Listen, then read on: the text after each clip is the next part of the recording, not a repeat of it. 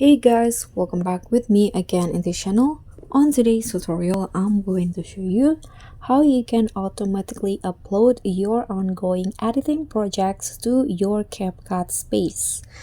So here, I've already opened my CapCut, and let's say you want to start a new project and you want to make it auto-save into your space so that later you can edit it on another device like your computer. So what you need to do is activate the auto upload feature. So here on the CapCut homepage, just go to the settings, click on the gear icon at the top right corner, and here there will be an option to auto upload, the third one here. Click on this and enable this feature. So click on the circle until it turns to blue like this.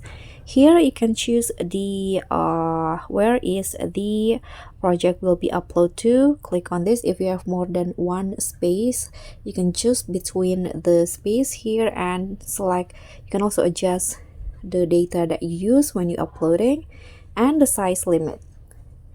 And after that, just go back.